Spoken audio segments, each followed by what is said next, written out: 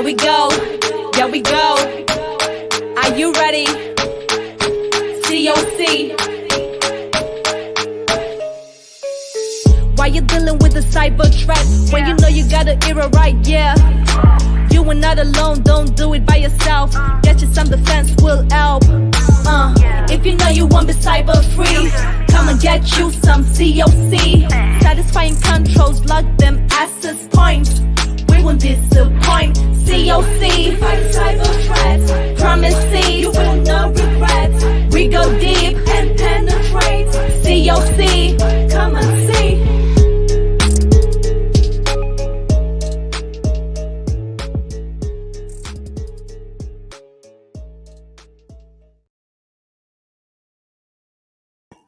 Hey.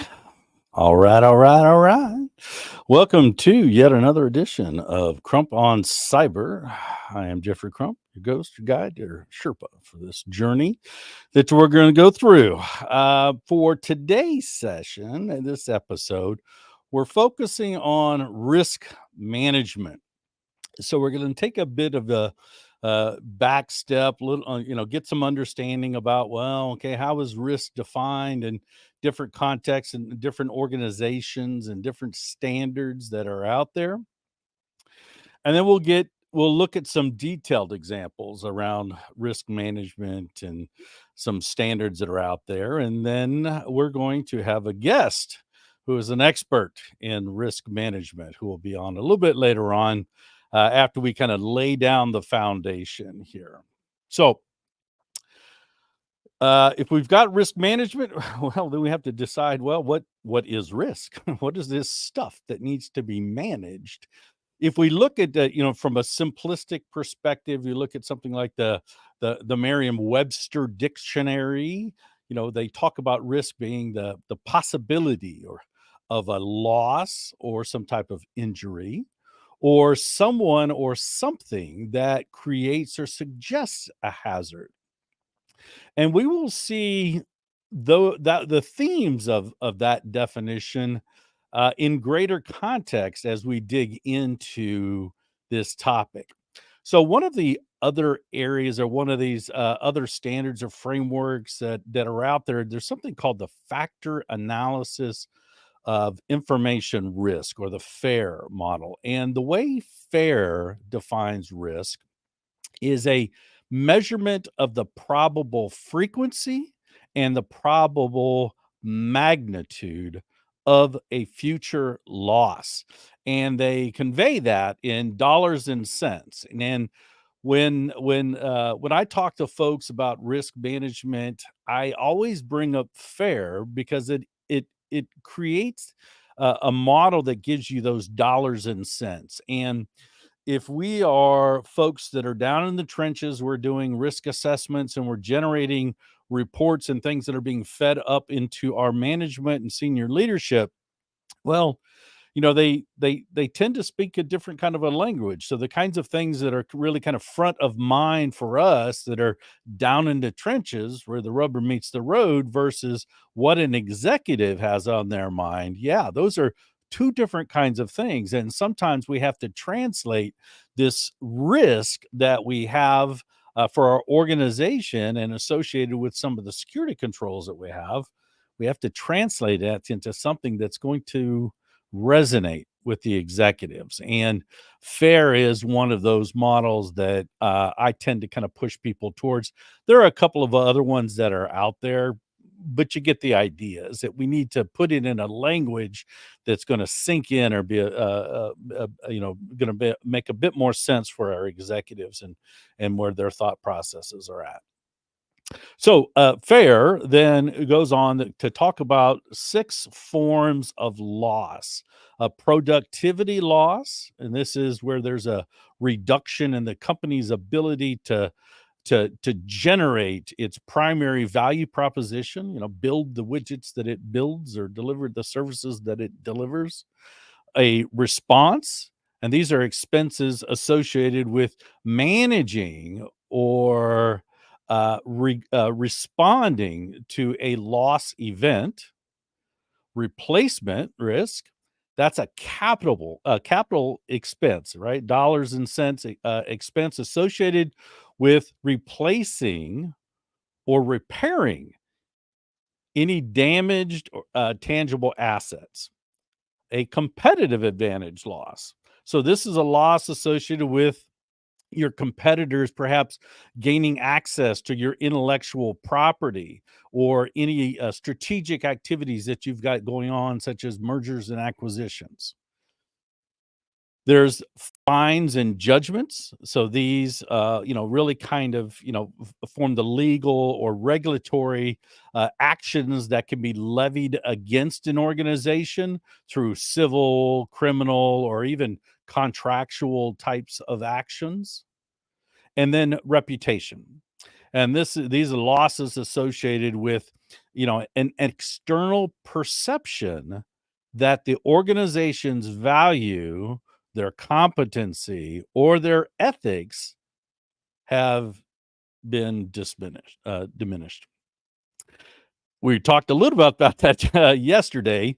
We were talking about some of the recruiting struggles that the U.S. military is having, and some of the things, the risks that we saw with a diminished appeal for young folks going into the military was associated with this. Somewhat, affected by the last couple of years' reputation of the U.S. military. So, all right. So then there is something called also the National Institute of Standards and Technology here in the U.S.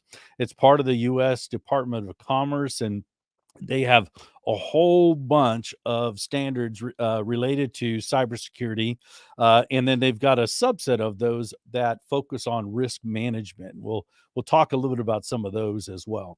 So NIST defines risk as a measure of the extent to which an entity is threatened by a potential circumstance or event. So again, kind of correlates back to that very, very general definition that we saw from Merriam-Webster. It says that risk is also a function of the adverse impacts that arise if the circumstance or event occurs and the likelihood of that occurrence. Now, NIST also identifies the different types of risk that are out there. So they talk about program risks, compliance and regulatory risk, financial risk, legal risks. We've got mission or business type of risk, which also includes supply chain risk. There's project risk, reputational risk, safety risk, and strategic planning risk. So there's a gentleman by the name of Hershwin Ramjawan. He proposes, when it comes to strategy, he says that he outlines a 5-stage process for really developing what we call a risk management and information security strategy. He calls it an RMIS, risk management and information security strategy. So the 5-stage process that it's outlined there. So stage 1, self-awareness. Do I know myself, right? Do I understand my current business conditions? Do I understand what my current risk profile is? Stage 2, strategy definition. So in there, he talks about 2 different tiers in there, an annual. So let me look at this, next to, 12-month kind of a period versus a longer term type of a 3 to 5 year type of a viewpoint. Stage 3, hey, go build the strategy. So strategy development. And as part of that is integrated the need for governance. Now, in a traditional sense, when we think about governance, it's set a direction, ensure that we've got resources to execute against that, and then finally, have we executed against those goals? Did we achieve that strategy? That's, simplistic terms, typical kind of a thing for governance. So governance is part of that. And yes, because we want somebody to ride herd over the development of the strategy. We want to see that thing actually get built and that it's aligned to the organizational objectives. Then there's the strategy's use from an operational perspective. and frankly, the competency of the staff. Are we going to be able to execute this strategy, or is it maybe just a little too lofty for our organization and where we are at today? Right? And so that's that beauty of that iterative type of a process. Yes, hey, let's knowing everything we know about ourselves and our business and what's kind of happening. Well, let's set this shorter term 1 year kind of a strategy. We'll build something longer term, but you know what? Conditions change. And so what are we going to do? We're going to update, right, as that market and the conditions change. And so as our organization then begins to implement these strategies, then they become more mature and more capable. And yes, maybe in that first iteration, you're just trying to get to that crawl stage. But maybe a couple of years down the road, you're sprinting, and that's where you want to get to. It's just you don't want to set a goal of sprinting when your folks could barely crawl, right? From a capability perspective. So that's a lot about knowing thyself, and some context you'll hear that referred to as risk framing. Okay. So back to the NIST folks. So NIST has something called the Risk Management Framework, or RMF, and RMF is a 7-step process that frankly any organization can leverage. Right. That's the beauty of some of the NIST stuff. NIST predominantly produces things that are for the U.S. government, but there are bits and pieces out there and that absolutely any organization can leverage if they're looking for a solid strategy and a framework to execute on a whole myriad of different things that are out there. We see a lot of this um, kind of the trademarks, the aspects of the 7-step process, even in this new DoD CMMC thing that we tend to talk a lot about. Anyway, this 7-step process, yes, any organization can use that to manage their information security and privacy risk. So the way that RMF kind of comes at it is, well, there's this organizational type of risk management approach that they've got, and so there's 3 levels in there. Level 1 is the organization; it's kind of the top of a pyramid. That middle kind of layer, that's level 2, and that's where we have mission and business processes. And then at level 3, at the bottom of the pyramid, is where you actually have an information system. So the 7 steps associated with RMF and this implementation and execution process is, the first stage or the first phase here is prepare. So hey, make sure that the organization is executing this RMF process at the organizational and the mission or the business process level. Then categorize the systems and the information that the organization has.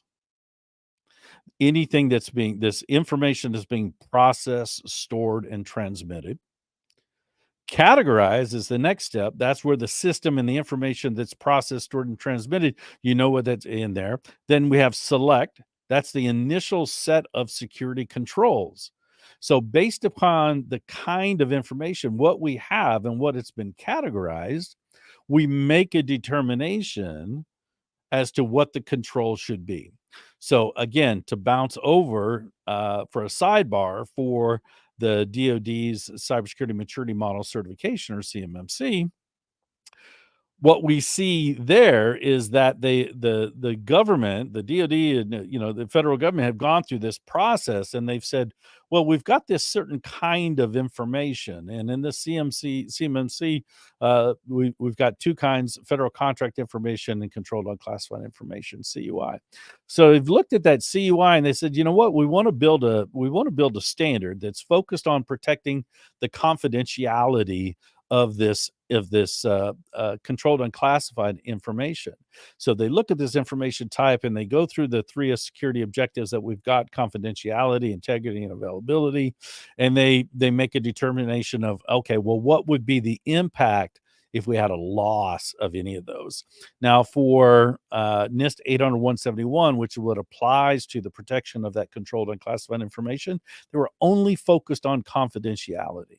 And you can do that, right? So you just say, you know what, I'm only worried about confidentiality, and I've got this information. And in our case, or in the case with the CMMC, it's hey, there's going to be this serious impact, right? So we're you're not low, not high, but it's medium, it's moderate. And then we see that term being utilized over and over and again across the CMMC. But that's the process, right? So they go in and they say, okay, well, you got this kind of information in the context of the CMMC, you've got this controlled and classified information. So here are the set of controls you need to do. And so you go through the control bodies themselves, whether it's, it's NIST standards. So there are FIPS 200 and NIST 800-53, the moderate baseline. And you go through this tailoring process, and you eliminate controls for one of three different kind of reasons. Okay. So, okay, great. Now you've identified these controls. You got to implement those controls. And once those controls are implemented, you need to make sure that they're working yourself. If you feel confident that they're working, well, then you can have an authorization process or an external assessment conducted of that. And then from that point, it's continuous monitoring types of activities. Okay. So we see those kinds of characteristics in other places, but that's how RMF kind of lays that out. Now, ultimately, we've got to figure out, well, what are we going to do with this risk? Okay. And so we have some risk response types of things that we have to be concerned with here. So typically we have a risk acceptance, right? So this is if that risk is within an acceptable tolerance for our company. Risk avoidance, well, the risk exceeds our tolerance. Risk mitigation, that's where there's some portion of that risk that, we can handle some of that, but maybe some of it we want to offload or share with another organization. Risk sharing, right, is in part of that process as well. And then risk transfer is where, hey, we want to, this is too much for us. And so risk transfer, where we're really kind of giving it to another organization. And then finally, you can potentially have, a combination of any of those. Okay. So, I mentioned to you, we're going to have on here just shortly, Philip Lefeber. Philip is an expert in this international standard, ISO 31000. And this is an international standard for risk management. So this provides the principles, a framework, and a process for managing risk. So similar to what NIST is doing, but in a whole different kind of a perspective, because NIST is obviously coming to the table with a U.S. federal kind of a mindset. This is obviously a much broader mindset because it's addressing international concerns. And 31,000 can help organizations increase the likelihood of achieving those objectives that they're looking for, improve the identification of the opportunities and threats, and effectively really kind of allocate and use the resources for risk treatment. Now, ISO, unlike what's kind of happening on the DoD side with the CMMC and third-party assessments and certifications as part of that process, 31,000 typically not used from a certification perspective or a purpose, right? But it does absolutely provide guidance for internal and external auditors themselves. So, with that in mind, we are going to bring Philip onto the call here. Philip, hello there. Yeah, how are you doing? Yeah, doing well, doing well. Welcome to Crump on Cyber. I'm Yeah, excited to have you on. I'm glad to be here. yeah, maybe take a few minutes, just introduce yourself and talk a bit about the work that you do, and lay it down, Yeah, and we'll start chatting about some other risk management things. yeah. So I'm based in the Netherlands, all the way across the Atlantic, and from here I've studied knowledge management, and I applied that in several multinationals across the world where risk management systems needed to be implemented, and that's quite a tough job. It's very complex, and people more often than not, don't actually understand the entire field, and that's where a framework like ISO 31000 indeed comes in, because it makes it easier to speak the same language and make sure that you know that you can basically tick off the baseline model that it delivers, so that you know that you haven't forgotten, haven't omitted anything. I've been doing that for about 15 years or so in several organizations, large and small. Also in the United States, but also in the Netherlands and other places in the world.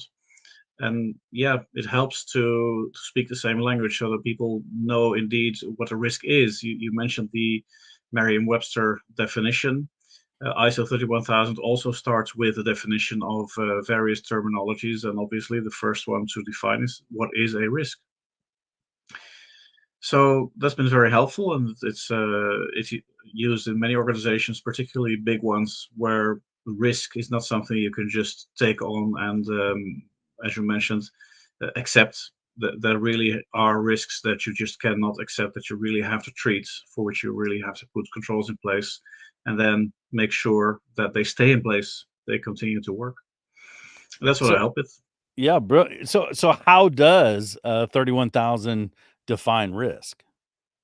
So a risk is an external event that can occur that influences your ability to um, reach your objectives. So risk is always directly related to one of your objectives. If it wasn't your objective to get the world record in, let's say, a 100-meter sprint, then whatever hinders you is not a risk. Okay. Yeah. I've been around for a long time, and certainly, we always thought about risk, but boy, it seems like over the years and years, things have changed. Can you maybe elaborate on what your perspective is on, how the world has changed, and why is this now so important, or has been Yeah, it's for amazing. a while? The funny thing is, it's been amazing for, it's been important for a long time already. The COSO standard for control of an organization already started in the 60s of the last century, and at some point it became a, let's say, known and accepted model to work on risks in large organizations, particularly financial organizations. And then 2002, Enron happened, and that shook many people all across America and all across the world. In fact, all kinds of organizations that were by then had their shares traded on stock markets, specifically in the United States, of course. They basically had to acknowledge that you can sell a share and then say it's worth this or that, but whether that's really true isn't really a given. That's just a guess if you don't do it well. That's when the US government in 2004 decided that there has to be a standard that you have to adhere to if you have your stocks traded, at least in the United States, which became the Sarbanes-Oxley Act, which said that you have to work on risk management. It's mandatory. They specifically mentioned the COSO framework as a standard that you could use. You don't have to use it, but it's a very good framework. And yeah, if you know COSO, then you also know that you have to mitigate your risks. And for that, the definition of the risk management system, the risk management framework, the risk management process that you can put in place, as defined in ISO 31000, comes in very handy. Yeah. So can you maybe elaborate on the framework then? So as for 31000, So there are interesting links also to NIST. You mentioned it before. It is a definition set by the Organization for Standards, so the OC organization, which then make sure that wherever you are in the world, if you want to work on risk management, you can pick it up, read it, learn it, and apply it. It starts with saying, like we said before, can we all agree on the definition of a risk so that everyone in the organization, CEO, CFO, CRO, but also the management and also the people on the floor know what a risk is? Then when we have that defined and we define what is a risk manager, what is a control, what is scope, what is external, also quite important, what is internal, what is external, then we go to the next step, which is to put a process in place. And such a process is always cyclical. So you define your risks, but you can never be finished. You always have to keep monitoring your own system, and then of course the risks that you have defined, the controls that you put in place to make sure that, okay, we have said that we are going to check that everyone who applies for a job at our company uh, has the required information, has the required visa, etc.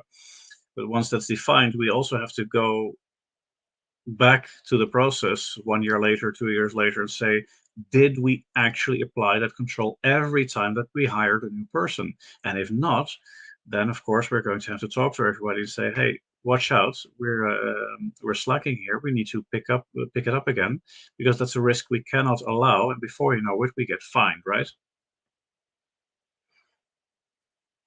Yeah.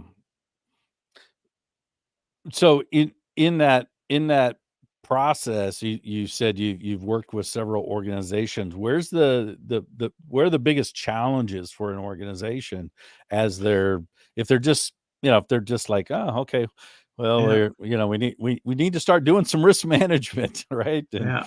Yeah, it's silly enough. It starts with that same language. I've seen organizations who started up with a risk management system, and they start to put in, let's say, their first risks in place, and the first risks that they define is fire. hmm, And fire, while obviously very, let's say, tangible in a way, it's a tangible thing to think about. It's very understandable. Fire in itself is not a risk. Risk management, also as defined by ISO 31000, is a culmination of certain causes that lead to certain effects that at some point might indeed have an effect on the organization that you don't want. You mentioned, for instance, a stoppage of service. So you have a production line. Okay, it can be a fire that stops your machines from producing your widgets, but it can be many other things as well.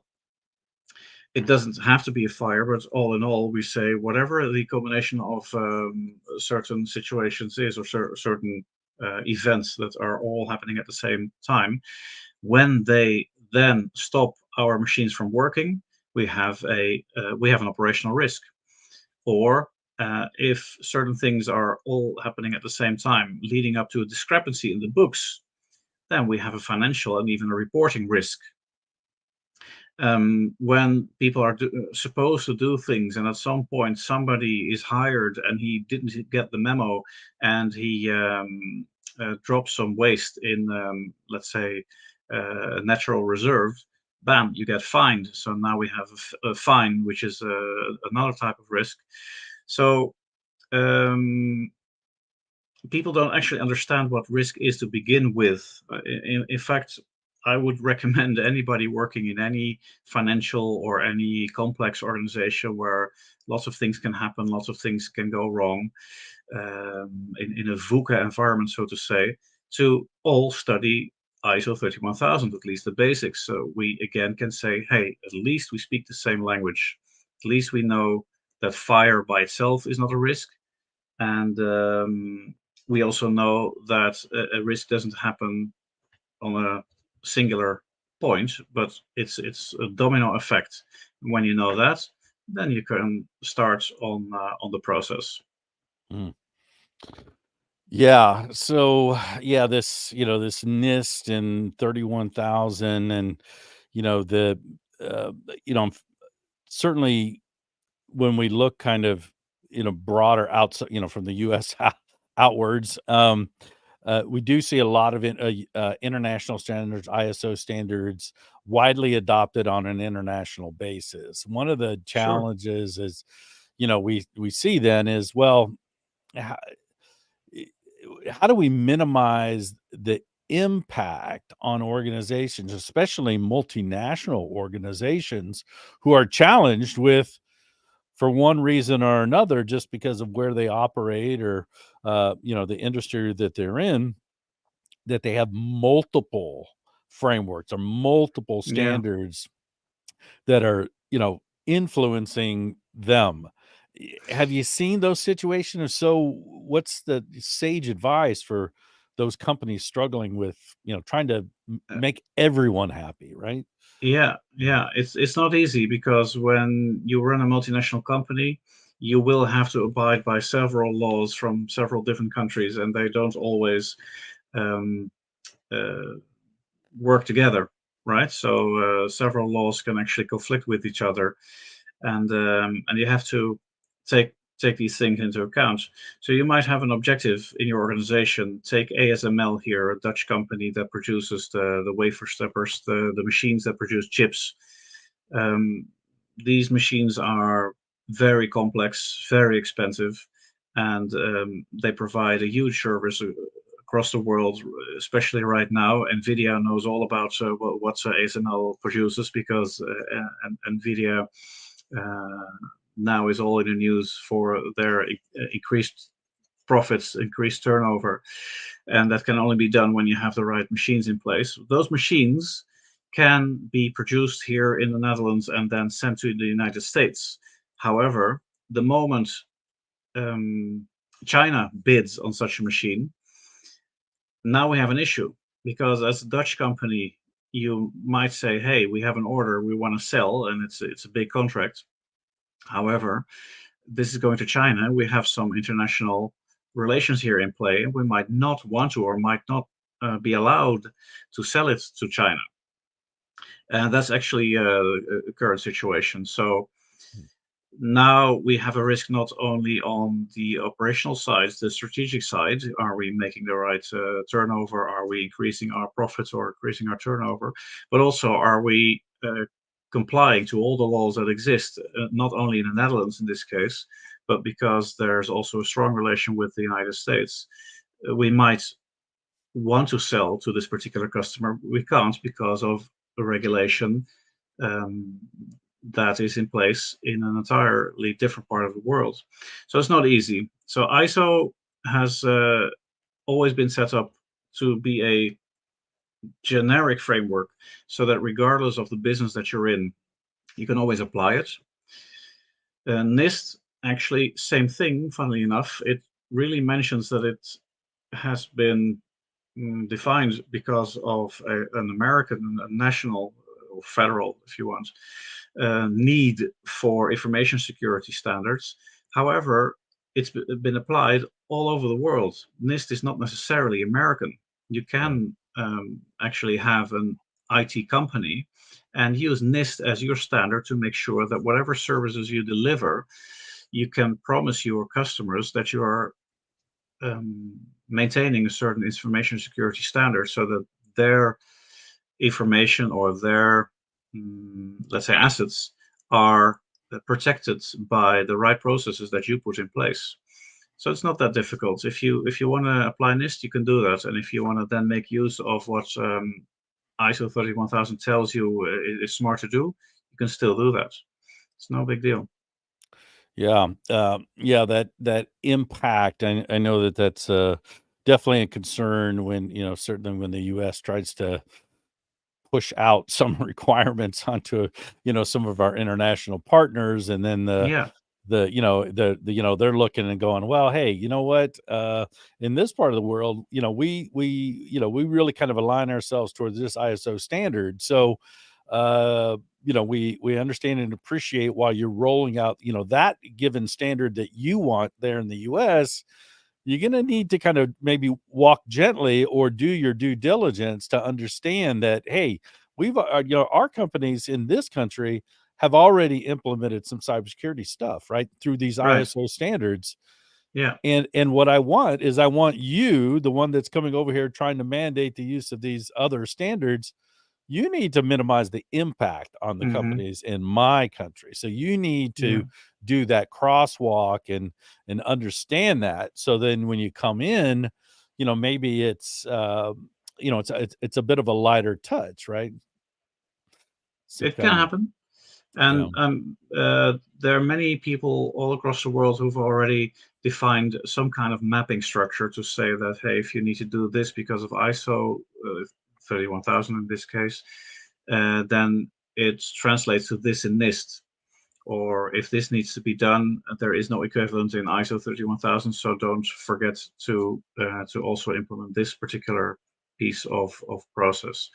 So the nice thing is all across the world, people are busy with it. Like I said, both NIST and ISO 31000, and sufficient people have already defined certain mappings or ways to combine the two, and it's just a matter of finding them. And often enough, they are open and available. So I don't see it as an issue. It's the systems can really complement each other. yeah. Yeah. Now, have you noticed any trends in risk management, or, for example, some of the things that I've seen a lot over some, at the nation state kind of a level where they're really trying to elevate visibility of risk and cyber risk in particular up even into the board level kind of a thing. Are you seeing Mm, similar kinds of things over the years, or what are some of the sure. trends you may have, noticed? In the zeros, the use of the heat map became very prevalent. So everybody had to have a heat map, or I was talking about how to put your risks in heat maps.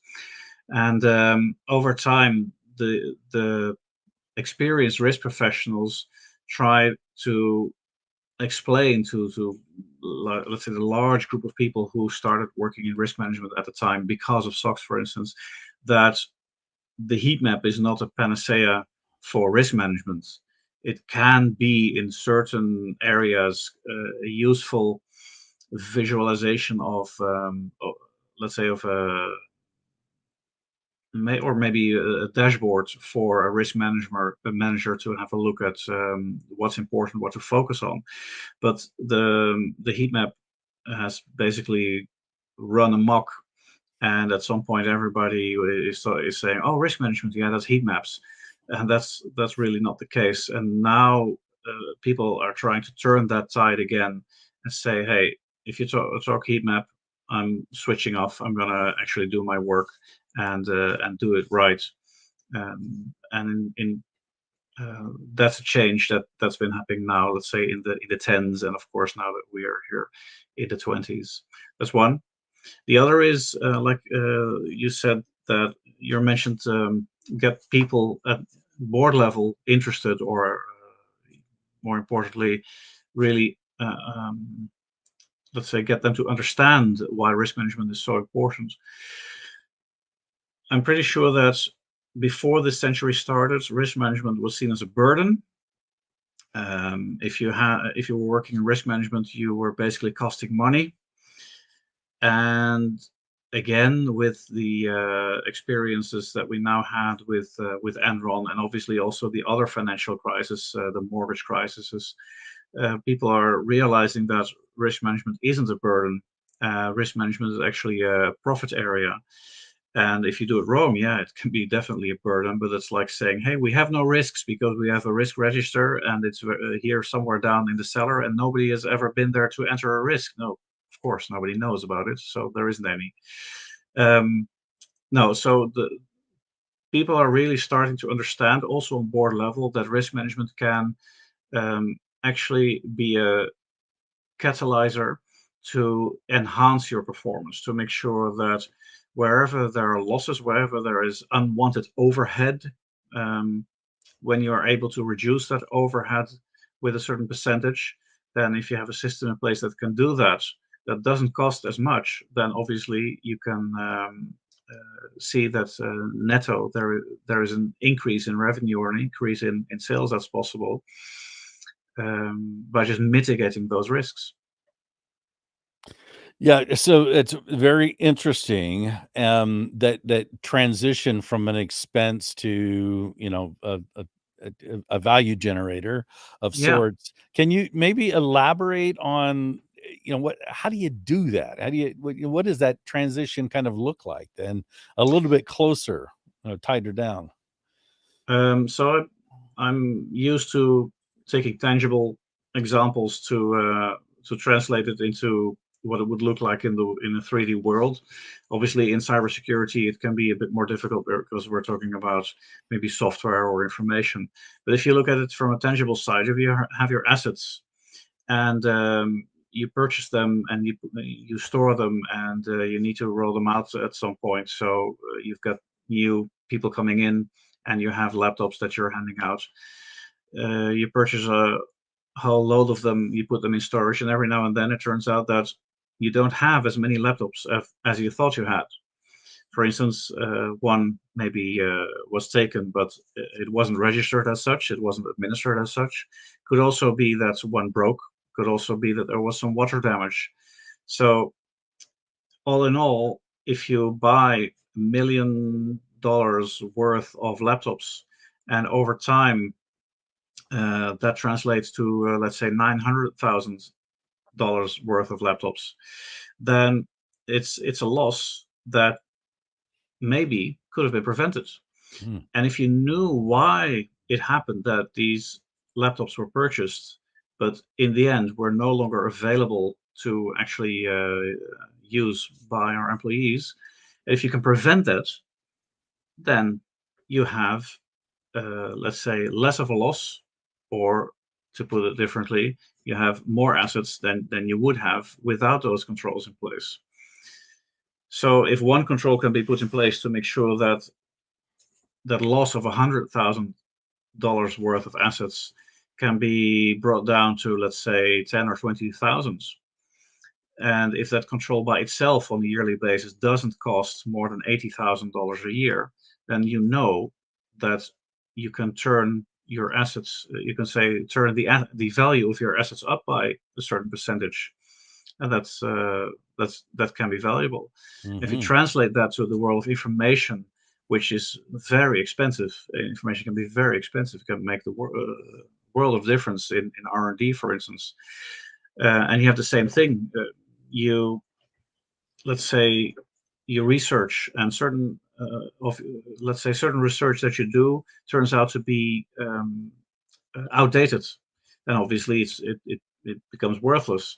If there are ways to make sure that that doesn't happen, if you can reduce the risk of, let's say, value depreciation, of value depreciation of information, it's the same thing. Software, same thing.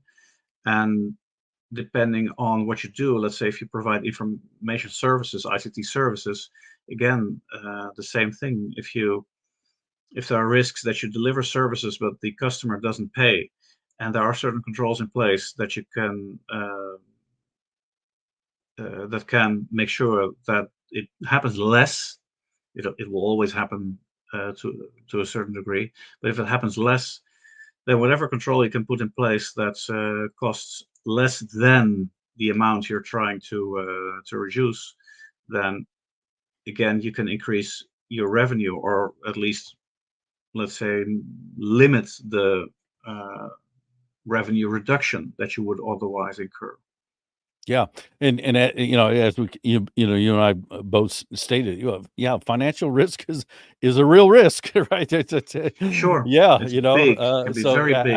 absolutely, right. Some of these other ones pale in comparison. Uh, just in that same line, then, have you ever used factor analysis? Have you ever that model itself? And No, then, it okay, was a new word for me. It's interesting. okay. Yeah. Yeah, it's interesting model for sure. There's some good training out there. Mm. So what I want to do is I'm going to bring up um, uh, one of the assessment guides that's being utilized in this new CMMC thing. Essentially, the controls that we're going to see come, they're copy and pasted from NIST 800-171 kind of a thing. And so I want to add here, and as a seasoned risk assessor, or risk assessment kind of a thing. So let's hopefully, can you see these okay? Sure. Okay. So maybe we'll start on the left side here. The left side, so this says a level 2 RA, then RA just means that the domain, there's 14 domains in this control body. One of them is called risk assessments. And it's a level 2 control. And the way the CMMC structured it is there's some baseline kind of controls at 17 controls at level 1. And then there's 110 controls from NIST 800-171 at level 2. And then the largest company's level 3. The DoD will assess them. There's a small number of controls that are going to come from another standard called NIST 800-172. So that's where this is kind of coming from here. And so it's kind of twofold, right? So these guides that they've created, what they've done is they've gone off to NIST 800-171, which is where the control requirements are established. And then they've also gone out to another control called NIST 800-171A, which is the control body for how you assess those controls in 171. And what they've done with this new CMMC is they've really kind of done a courtesy. They took a bunch of stuff out of 171, the control descriptions, and they also went and they ported over the assessment information from 171A. So you don't really, frankly, it's convenient because you don't have to jump between two documents, right? So everything's kind of under one umbrella here. And so you'll see references in here to 171 and 171A. That's just because how they built these CMMC assessment guides. But so these are used by people that are now, going off, getting trained to be they'll end up doing these assessments, right? Validation of the companies, conformity assessments. But then this is all public domain. So the companies themselves, a lot of them are also going through the same kind of training. So they get a better understanding and a context for how the assessments will play out. But it also gives an opportunity to, talk with other cybersecurity professionals, try and understand these controls, get a little more context. So really kind of everybody in the ecosystem is using these. But the thing is about these controls here are there's not a lot of prescription, right? So so for somebody like yourself, right, a seasoned assessor, risk assessment, you understand this world, I'd be interested to hear how you interpret the controls, and then really just kind of what comes to mind for you.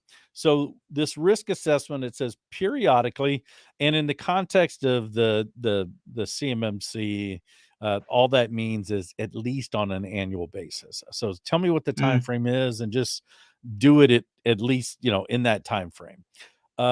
So assess the risk to organizational operations, including the mission, functions, image, or reputation, organizational assets, and the individuals, resulting from the operation of these systems associated with the processing, storing, and transmission of this stuff called CUI. And what CUI, that just stands for controlled unclassified information.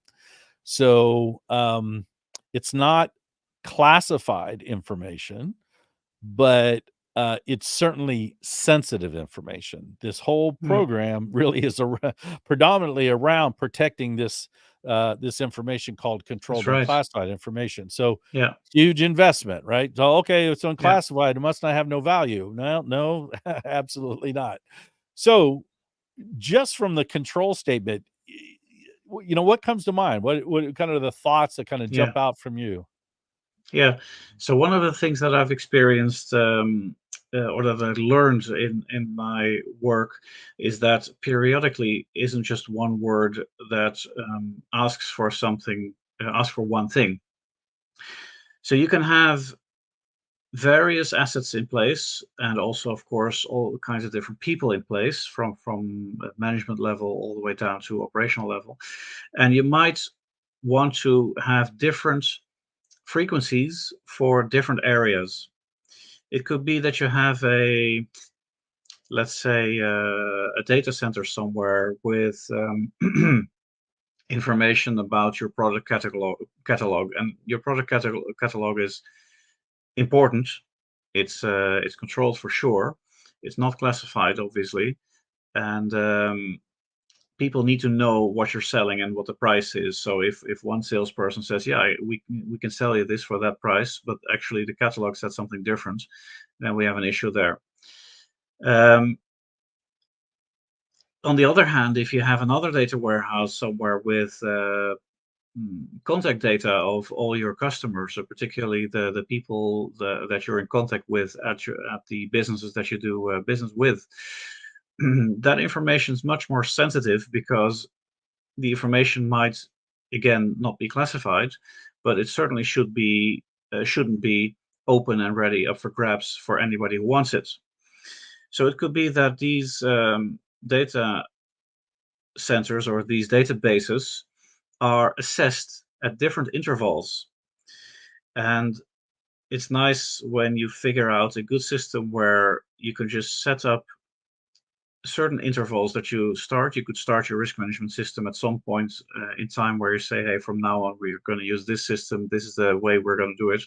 And it could be that one by one, things are going to be assessed, are going to be checked. Is the risk still high? Is the risk, have there been many events occurring, that things that went wrong over time? And it could be that one area you're checking every month because of the important, because of the riskiness there. And another area could be once per year. So periodically doesn't mean set it down to once per quarter and then do it everywhere in the same way. That's one thing that I noticed. Brilliant. The other was that, what was it? Yeah. So you said earlier that they are not too prescriptive, and that's important. That's a good thing, because NIST doesn't know your business. It doesn't know what you're doing, and doesn't want to either. It doesn't want to come up with a standard for every type of organization that exists. So you can read this and say, okay, we need to do risk assessments. Fine. Now we are going to define in our organization how we do risk assessments, what a risk assessment is to us. Are we doing it physically by checking everything person by person, or are we going to put all kinds of automated controls in place so that it can be more automated and obviously less labor intensive? It's all up to you. It doesn't prescribe that either. Great. Yeah, that's definitely some great advice for folks. Does that parlay over into the security controls assessment, which is another control that's there? It's in the security assessments section as opposed to risk assessment section, and this is Mm, getting a little bit closer to where the rubber hits the road here. That's the actual controls as opposed to some of these, things like organizational reputation, right? yeah, Yeah. Does yeah. does it does it parlay over here as well, or Yeah, so, sure. It's very. I recognize what we're reading here. This is, of course, not particular to information security. It is particular to any type of risk management, both the risk assessment side and the control assessment side. What we said about periodical assessments can be said here for controls as well. And what I notice is that I'm missing something, maybe. It says here to determine if the controls are effective in their application. And one thing we shouldn't forget is that the control could be effective, but it really has to be carried out. And like I mentioned earlier, there are examples where a control is defined, but if you then, in hindsight, check when was the control actually performed, it might be that, let's say, the process was started 10 times, but the control within that process actually was executed only 8 times. So twice somebody started a process and didn't really know that they had to also perform that particular control. So this check, let's say checking a signature, or some other type of control. So it's not only whether the control is effective, but if it's actually in place and working. And then, of course, if we have a signature check and we say that signature check will at least mitigate the risk somehow, but it turns out that still many times things went wrong, and you go back and say, hey, was the control effective? Well, actually, no. It was in place. It was performed every time, 10 out of 10 times, and the signature was checked, but still, let's say things ended up in the wrong place. And it could be that the signature matrix is outdated. Could be. I'm just making this up. Can be many reasons. But that, of course, gives us input to say, okay, we're doing risk management. We can tell the regulator that we're doing everything we can to identify our risk on the one hand and also mitigate the risk on the other. And we can show that when we notice on a frequent basis, on a regular basis, that not everything is going according to plan, but we do start an issue right away. We do raise a flag, raise an issue right away, and we tackle that issue in a proactive manner, then the regulator will have nothing against that. Things can go wrong everywhere, anywhere. But if you show that you're on top of it, great. Yeah. Yeah, it's they're producing the expected results from it. Sometimes we put controls in place and do some testing, and then we just kind of forget about them, and then we kind of look back and go, well, gee, that that control or that mechanism, that capability hasn't triggered, so that condition must not have ever existed. It's I like, had a nice example there, by the way. Yeah, go ahead. So there was an organization, a ministerial organization here in the Netherlands, and at some point, some external party that was maintaining it, they overwrote the production database with a test database, which was, of course, completely wrong data. And then they wanted to restore a backup, the latest backup, and as it turned out, all the backups were empty. So the control was in place to make backups, but what they had never checked whether it actually created physical filled backups of the database, which it didn't. So you can have a control in place, but you also have to really figure out, double check if that control does what it's supposed to do. And in that situation, it didn't, and that was quite a costly situation. Yeah, that's painful for sure. Yep. Yeah.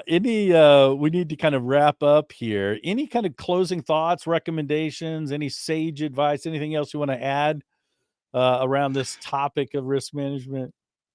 The only thing, I mentioned it before, is that you have to see it as a cyclical process, just like in quality management, the plan, do, check, act cycle. It's not just a number of steps that you perform and then you're done. It has to be an actual process that is cyclical in nature and continuously executed within your organization, never stop. Brilliant. Now, how can folks contact you if they want your expertise, bring you on board to help out? What's the best way to reach you? Nice of you to ask. So I am visible on LinkedIn. Of course, you and I are also connected on LinkedIn, so they can find me through you. And I publish there every now and then. And of course, I can be contacted there now and then. So if anybody has any questions about this and wants to know more, I'm happy to answer them. That's great. I appreciate it. Philip, it's been fantastic having you on the show. I learned some great stuff from you. So, right. Always growing and learning, right? Kind of thing. Same here. Yeah, it was nice to be here. Thank you so much. All right. Take care.